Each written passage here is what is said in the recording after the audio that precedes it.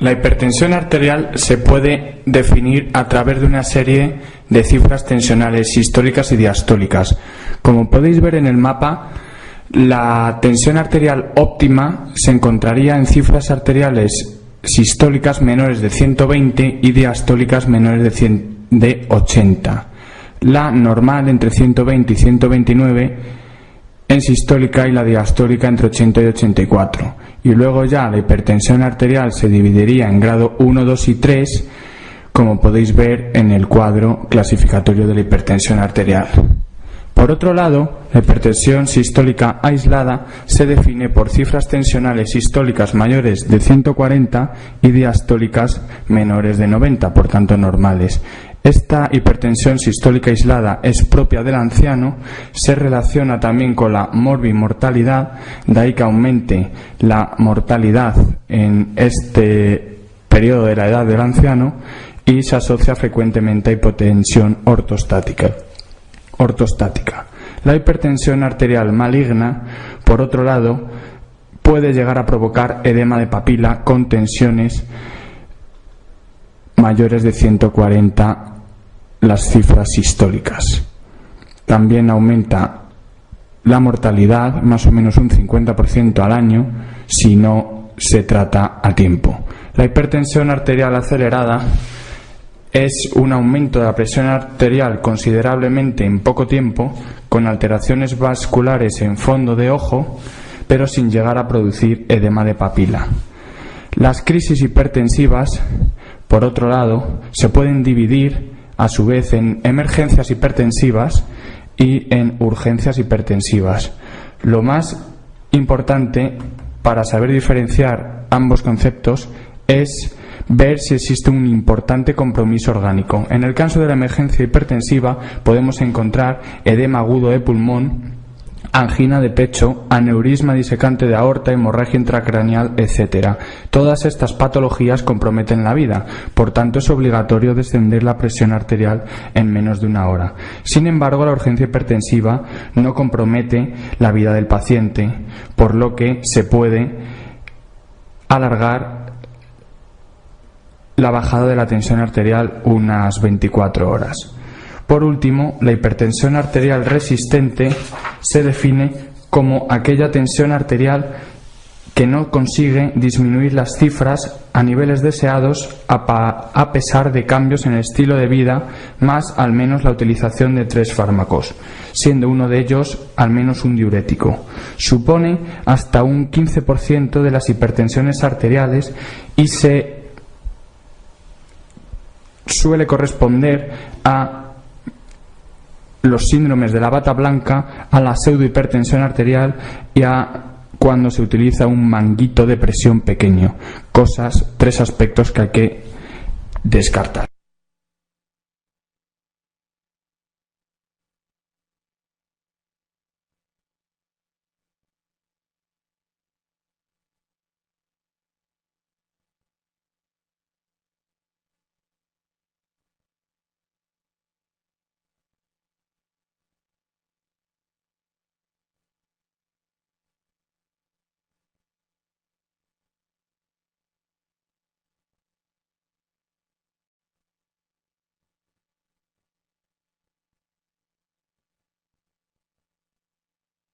Ante todo aumento de la presión arterial, debemos confirmar la hipertensión arterial principalmente a través de 3 formas. La más utilizada se realiza midiendo la presión arterial de una manera correcta en varias ocasiones durante 2-3 semanas. Otra forma útil de diagnosticar la hipertensión arterial es a través de un mapa, una medición automática de la presión arterial. Y por último, la tercera forma de diagnosticar la hipertensión arterial sería a través de la automedida de la presión arterial, conocido por las siglas AMPA.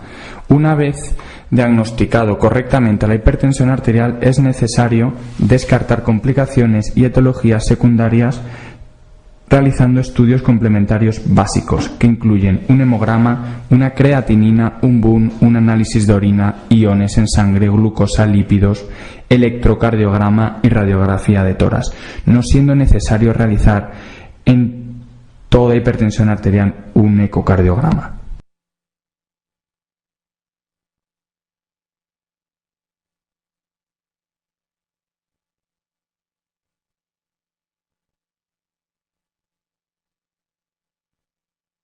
Con respecto a la etiología, existen dos tipos de hipertensiones arteriales, la hipertensión arterial esencial y la hipertensión arterial secundaria. La hipertensión arterial esencial es la más frecuente, esto lo debéis de conocer. El diagnóstico se realiza tras haberse excluido las causas de hipertensión arterial secundaria. Recordar que aparece entre los 30 y 50 años y se debe a un conjunto de factores hereditarios y factores ambientales, entre los que destacamos una dieta rica en sal, la bebida alcohólica y la obesidad. Por otro lado, la hipertensión arterial secundaria más frecuente es la causa renal.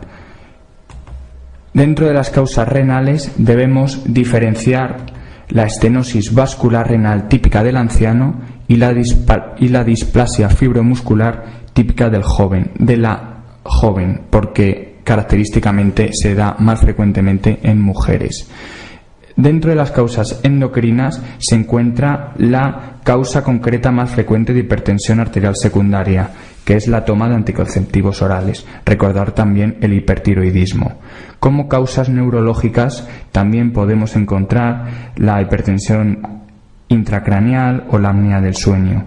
Las causas cardiovasculares también son una causa importante de hipertensión arterial secundaria y por último las causas farmacológicas como los corticoides, los anticonceptivos orales, los AINES, el alcohol, la cocaína, las anfetaminas, etc.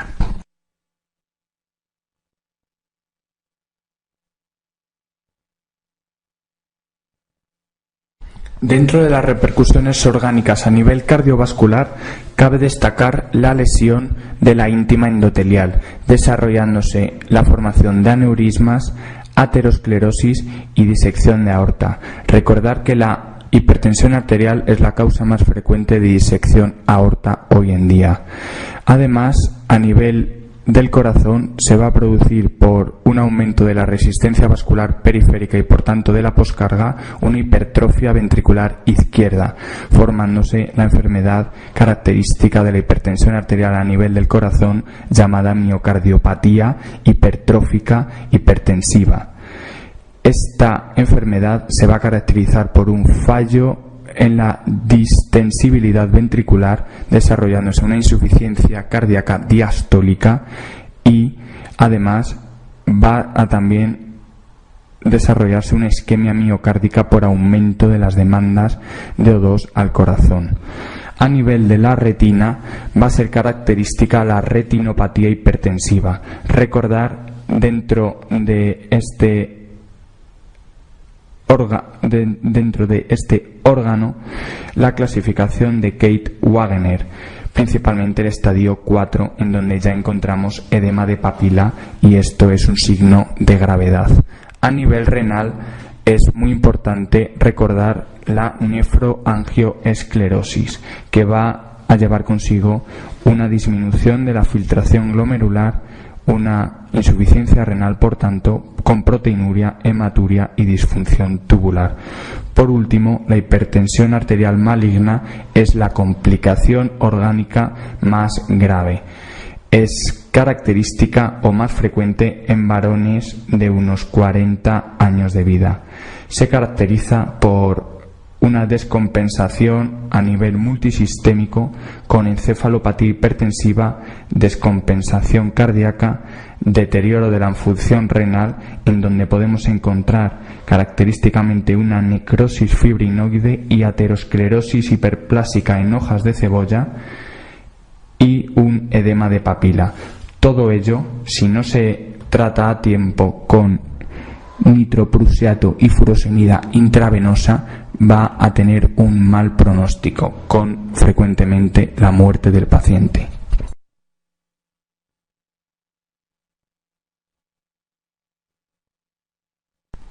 El objetivo del tratamiento va a ser disminuir la mortalidad a largo plazo. Para ello, no solo va a ser necesario actuar sobre la hipertensión arterial, sino también sobre el resto de factores de riesgo cardiovasculares coexistentes, como el colesterol, la dislipemia, la obesidad, el tabaquismo, etc.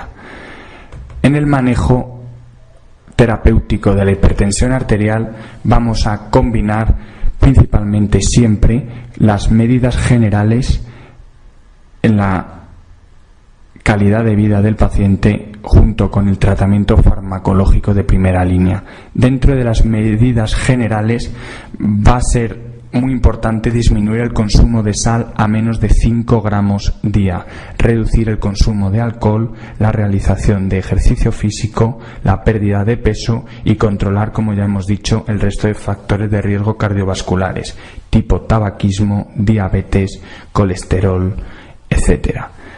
Dentro del tratamiento farmacológico de primera línea, recordar que únicamente los beta bloqueantes y las tiazidas han demostrado en los ensayos clínicos un aumento de la supervivencia. También se pueden utilizar y son considerados de primera línea los IECAs o ARA2 y los calcioantagonistas.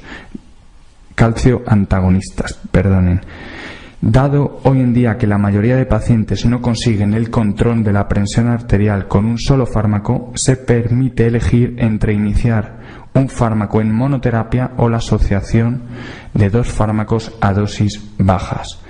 Vamos a resumir ahora en unos aspectos prácticos una tabla resumen muy importante, ¿vale?, que os va a hacer adivinar o contestar bien a muchas preguntas del MIR.